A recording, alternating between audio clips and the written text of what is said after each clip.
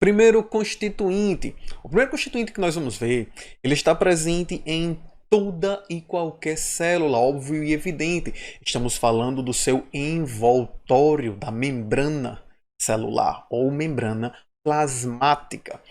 Essa membrana, por sua vez, como vocês podem ver aqui, ela vai apresentar permeabilidade seletiva. Agora, vamos entender o que é essa permeabilidade uma vez que tenhamos compreendido a constituição química dessa membrana.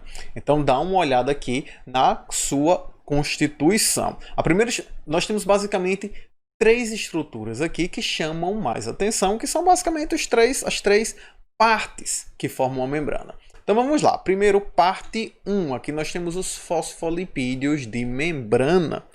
Fosfolipídio, pessoal, se vocês olharem a membrana, ela vai apresentar uma bicamada de fosfolipídio. Dá uma olhada aqui, ó. Tem uma bolinha, duas perninhas. Cabecinha, duas perninhas. Essa é a estrutura fundamental do fosfolipídio. Onde essa bolinha, essa cabecinha, ela representa um grupamento fosfato. Enquanto as duas perninhas, por sua vez, constituem ácidos graxos. Lipídio, gordura. Bom? Então, isso são duas perninhas, duas caudas de ácido graxo e a cabeça que é basicamente um grupo fosfato. E olha que interessante. Graças a essa estrutura, a membrana ela vai apresentar uma cabeça hidrofílica, ou seja, água filia afinidade. Então, a cabeça da membrana ela tem afinidade por água, por isso que você vai encontrar essa cabeça do fosfolipídio voltada para o interior e para o exterior da célula, justamente as regiões que possuem água. E as caudas, essas perninhas de lipídio, ela é hidrofóbica. Águafobia, medo. Não quer papo com a água. Por isso, ela se volta para o interior da membrana, onde nós não encontramos água. E é justamente essa estrutura química que permite a coesão da membrana, garantindo que essa membrana ela não se desfaça, ela não esfacele. Por quê? Porque uma vez que você tem essa estrutura bem estipulada, as perninhas fogem da água. Então, ó, mesmo você tem um dano na membrana, as perninhas tendem a fugir da água. E aí você tem a estrutura da membrana estabilizada. Tá bem? Então, graças a a composição química do fosfolipídio de membrana, nós somos capazes de manter a integridade molecular da membrana celular. A segunda estrutura, nós temos as proteínas que formam essa membrana. E aí são vários grupos de proteína. Dá uma olhada aqui, eu trouxe alguns para vocês. Primeiro, proteína canal, como o próprio nome diz. E, gente, agora sim, a partir daqui surge a permeabilidade. Porque são essas proteínas as responsáveis pelo controle da permeabilidade da membrana, uma vez que elas controlarão quem entra e quem sai do meio celular. Então, daí a função da membrana. A função da membrana é basicamente controlar a entrada e saída de compostos pela célula. E esse controle ele é exercido pelas proteínas que constituem essa membrana. Então, a primeira proteína, proteína canal, como o próprio nome diz, é um canal. Certo? Ele abre permitindo entrada ou saída de componentes. Então tem aí uma proteína transmembrana, como vocês podem ver, ó, ele corta o canal, tá aqui, o canal corta a membrana inteira. Então quando esse canal abre, compostos podem entrar ou sair, dependendo das necessidades da célula. Segunda proteína que eu trouxe para vocês são as proteínas carreadoras. E como o próprio nome diz, carreadora, vai carregar alguma coisa para algum lugar, de um lugar para outro. Então dá uma olhada aqui, ó, tá aqui uma proteína carreadora, pegando algum, por exemplo, aqui poderia ser a glicose, a célula está precisando de glicose aí para fazer energia. Ela vai e começa a puxar isso aqui para o interior celular. Então essa é a função das proteínas carreadoras. Novamente, ó, permeabilidade seletiva, controlando quem entra e sai da célula.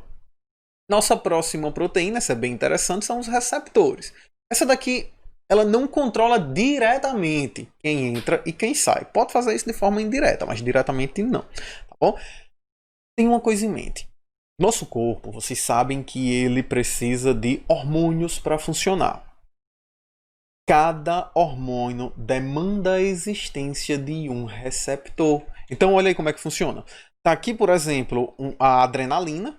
A adrenalina liberada no seu corpo na hora da reação de fuga ou luta. A adrenalina precisa se ligar no receptor que está lá na membrana da célula. Quando ela se liga aqui, ela dispara aqueles efeitos já bem conhecidos. O coração acelera, né?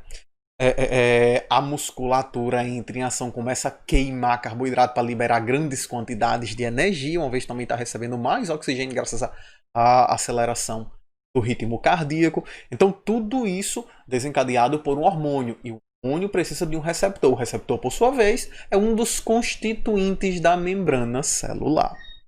Ok, pessoal? Então, a membrana possui proteínas que irão atuar. Você tem proteínas periféricas, que estão só aqui na periferia da membrana. Você tem proteínas transmembrânicas, que cortam a membrana inteira. Bem? E a terceira parte, a terceira e última que nós vamos falar, é o glicocálix. O glicocálix, por sua vez, é uma estrutura de extrema importância. Ele tanto será responsável pela adesão, como ele também será responsável pela comunicação. Dá uma olhada nessa imagem.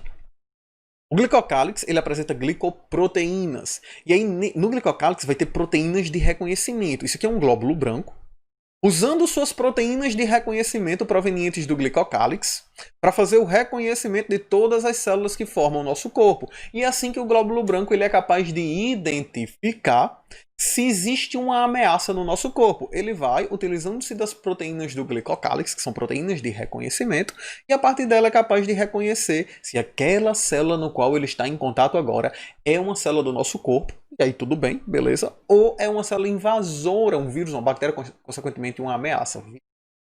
Né? Uma célula invasora como uma bactéria.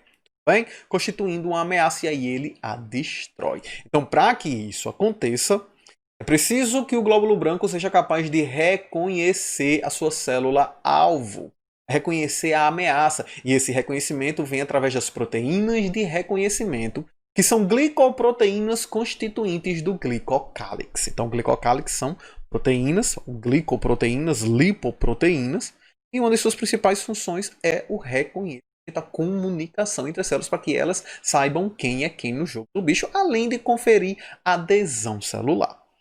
Tá bem? Então essas são as três estruturas que constituem a membrana celular. Tenham isso em mente e com essas informações em mente nós podemos agora avançar para o estudo da nossa próxima estrutura. E a próxima estrutura que nós vamos